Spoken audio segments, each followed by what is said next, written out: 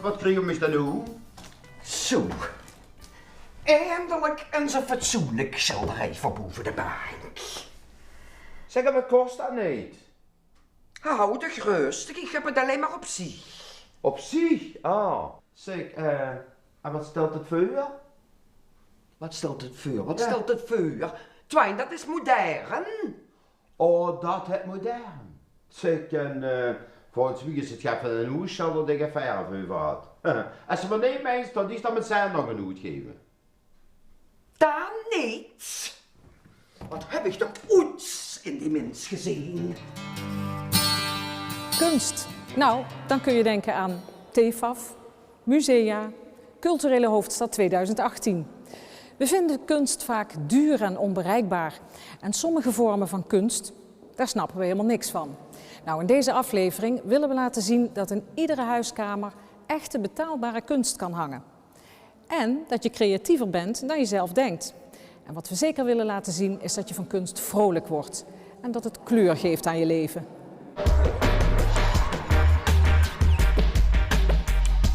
Kunst is dichterbij dan je denkt, want je kunt het op de meest alledaagse plekken tegenkomen. Zelfs bij het boodschappen doen, zoals hier in de Brusselse Poort, waar je misschien wel dagelijks je auto parkeert.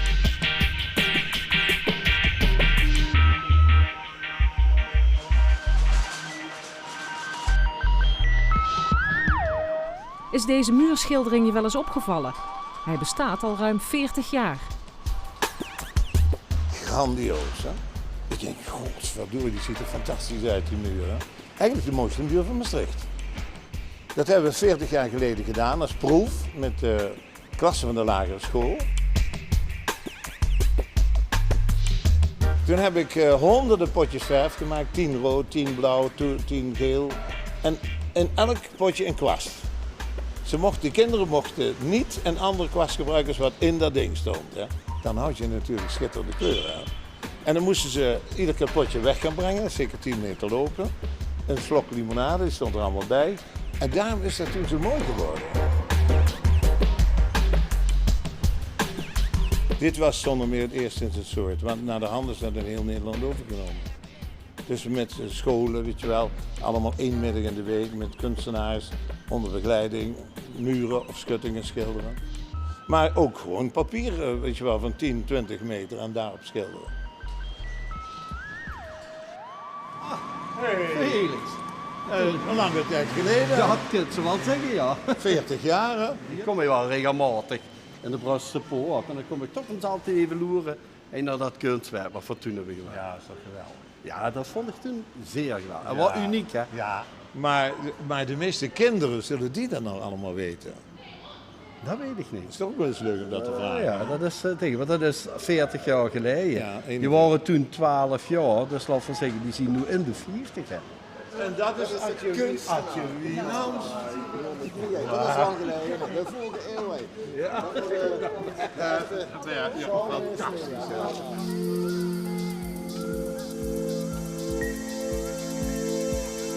Nou, welkom in mijn atelierruimte. Als je nou nooit iets gedaan hebt op het gebied van zelf kunst maken, is er dan nog hoop? Nou, mogelijkheden genoeg. Je kunt bijvoorbeeld een cursus beeldhouwen gaan doen, of op teken- of schilderles, of je gaat aan de slag met klei. Je moet eigenlijk helemaal niks kunnen. Creativiteit, dat zit in iedereen. En soms weet je het zelf nog niet, maar met een paar lessen, basislessen, leer je heel snel die creativiteit eigenlijk naar boven brengen. Dus die moest ook voor onderzoek weg. Dat is zwaar, hè? Ja. Dat had je goed gedaan, hè, die pinnen erin. Je leert dus eigenlijk tijdens de technieken van het materiaal, leer je je eigen fantasie omzetten in een beeld. En geloof me, dat kan iedereen. Goed dat je een ijzerdraadje hebt genomen. Ja, ik heb een vriendin van mij, die heeft me dat... Ja. Nou, wij gebruiken verschillende technieken hè, om de keramiek eigenlijk te bewerken. Och, dit is de beroemde... Waar we dat glas hebben weggehaald. Ja, weet je. ja. Goed, het is echt leuk is die, hè. Een techniek van glas in glazuur leggen. Dat ook weer meebakken in de tweede bak, hè, 1050 graden. En dat heeft zich helemaal geëgaliseerd met de glazuur. Nou ja, prachtig effect, hè. Hallo. Hoi.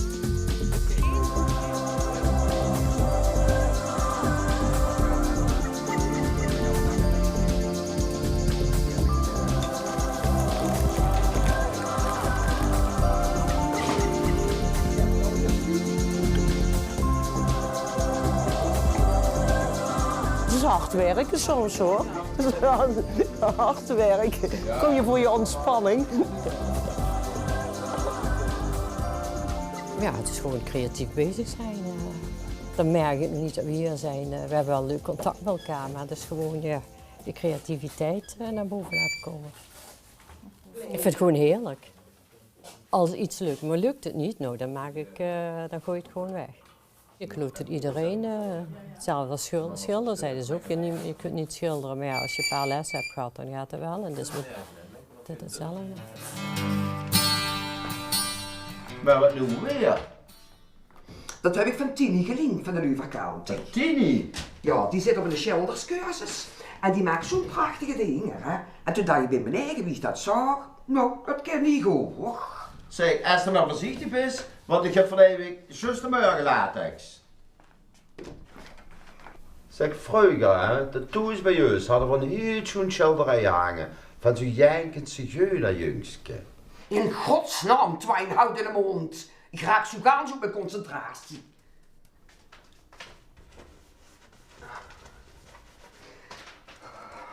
Ja.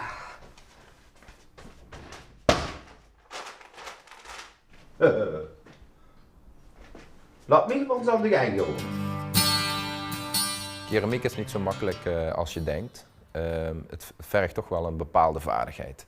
En die kun je leren bij mij. Je kunt fantastische dingen met keramiek. Nou ja, als je mijn werk bekijkt, ik heb heel vaak collega-kunstenaars die echt op een fout been worden gezet. Die denken echt letterlijk dat het brons of ijzer is. En op zo'n moment dan ga je toch iets meer doen met dat onnozele materiaal klei. Nee, dat is een lijfje van een poppetje. Van een dikke dame. Bouw je laagje voor laagje op.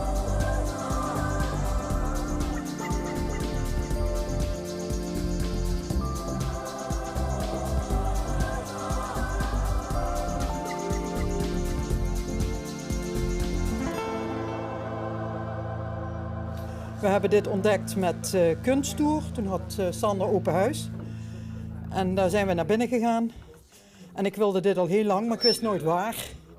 En bij Sander daar stond een heel groot beeld. In een badpak en zo'n mooie dikke dame. En ik zeg, dat wil ik maken, dat ga ik doen. En het eerste jaar was alleen maar iets creëren. En dan ging het de oven in en dan kwam het in 1000 stukken er weer uit. En moedeloos werd je ervan. Uiteindelijk wordt het wel wat. Duurt altijd even. Jongens, de resultaten. Nou, deze is Wauw, ja, dat is mooi. goed gelukt, hè? Ik ga hem op het hout zetten, want hij is te warm om aan te nemen. Ik ga die even aan de kant zetten, zodat... Pas op. Oh, Ja, het kapsel is er van afgevallen eigenlijk. Dus het haar moeten we weer corrigeren. Dus dat is een klein fluitje van een cent, hebben we zo gedaan. Eén keer gebakken is het stevig, maar nooit laten vallen, want dan is het stuk. Duurt het je nou te lang om het eigen gemaakte werk in je huis op te fleuren, dan is er altijd nog de kunstuitleen. Dat betekent voor weinig geld steeds iets nieuws aan de muur.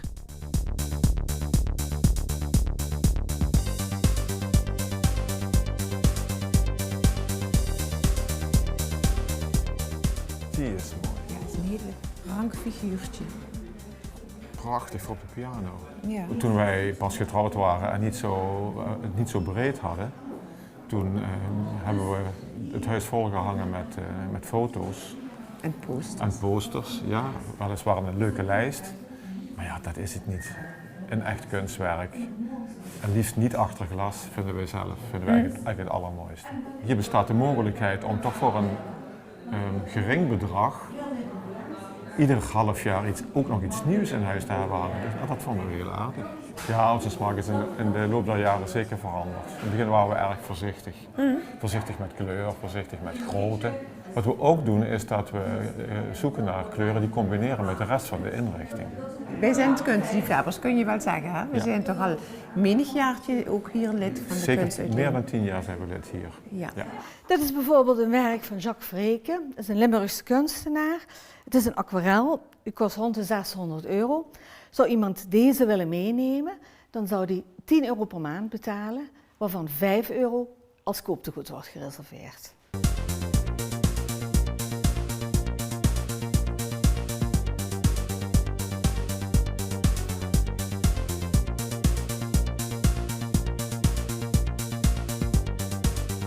Je moet er een goed gevoel bij hebben. Als je zelf zegt van ja, dat werk spreekt me aan en dat past in ons interieur, dan zeg ik doen, want je eerste gevoel is altijd het beste. Omdat je het een half jaar kunt uitproberen, weet je of het je op lange termijn bevalt. Als je een kunstwerk koopt in een winkel, neem je het mee naar huis en dan is het finito. Ja. Dan heb je hem kleven, zeg maar. En hier is het juist leuk om dus iets uit te zoeken en na een half jaar kan het terug. We zijn het toch vaker niet eens met elkaar. Ja, dan praat je erover en dan wordt er een beslissing genomen. En degene die dan denkt van nou, ik vind het niet zo leuk, die neemt er genoegen mee omdat het na een half jaar toch weer terug kan.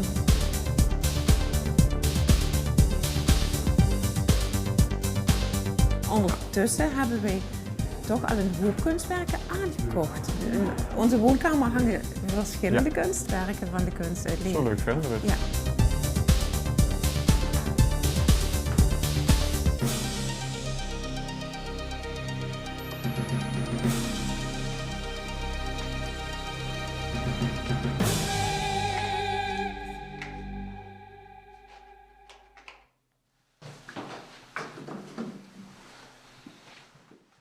En Jan en Katja, tevreden?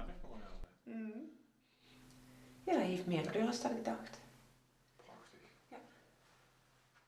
Ja. En dan staat meester Breuer weer voor zijn klas van toen. Kunt zich nog herinneren hoe het in die boestiek hij aan dit kunstwerk gewerkt? Oh, een inktvissen, wat is dit? Ik had het met inktvissen. Ik hou meer met grote projecten als kleine stukjes. Dus daar hebben we iets groter uitgezocht. Ik kan me wel herinneren dat alleen de contouren er stond en dat we het dan vrij mochten invullen. Ja. Ik heb toen eigenlijk vormen op die muur getekend, daar moesten ze binnen blijven. Maar alle kinderen konden rustig eigenlijk door aan wat een ander kind had gemaakt. Hè? Ik grap alleen maar nog goed tot we aan het begin van de muur hebben gestaan en daar al gewerkt hebben met een beetje dat monsterachtige figuren. Want ik zat het ganse in een fantasiewereld. Hè. Met een paar zorgen, de wereld op de moes. En ik had zo'n overal van de moes. Hè. En ik voelde me echt een beetje zelden op dat moment. Dat was echt heel bijzonder. Ja. Ik heb de ganse nacht met een pot groene verf in mijn hand gestaan. Het invullen van de vakken en dat verzamelen een kunstwerk maken, dat was wel een stuk bewustwording. Ja. Hoeveel heb ik eens? Uiteindelijk misschien nog wel eens dikker. En ik weet me nog heel goed herinneren tot daar uiteindelijk met die krokodil, daar heb ik toch wel compleet niet de hele dag, maar toch heel lang aan gewerkt. En dat zit me toch nog heel kort zit me in mijn geheugen gericht. Maar ik zie in principe hier ook nog, zie je heel duidelijk dat ze van, ja moet ik zeggen, eerst met het potlood of wat harder voor toen, dan ging ze toch het contouren maken wat dan daarna gaat ingekleurd worden. Oh, wat leuk. Nou, ik kan me dat nog heel goed herinneren, ja. We waren in de 6e klas van de Maria Goretti-schaal. En ja, het was een superleuk project wat we toen hadden. Waar natuurlijk geweldig dat ze als kind aan zo'n geweldig kunstproject mag meedoen. Ik ben niet geen geweldige tekenaar, helemaal niet. Maar Zugat, dat vond ik wel heel apart om te doen. En ja, dat deed me wel een beetje getypeerd als mens, omdat ik een beetje een drummer ben. En ben ik ook altijd gebleven en dat zuste daar eigenlijk wel een beetje een druk, vind ik. Dat is prachtig. Ik vind het nog altijd even ziek. Ik ook, ja. Nou, de vraag is dan, is dit kunst? Dat moeten de mensen maar zelf beslissen. Hè? Maar het is door kinderen gemaakt. Kindertekeningen zijn de mooiste die er bestaan.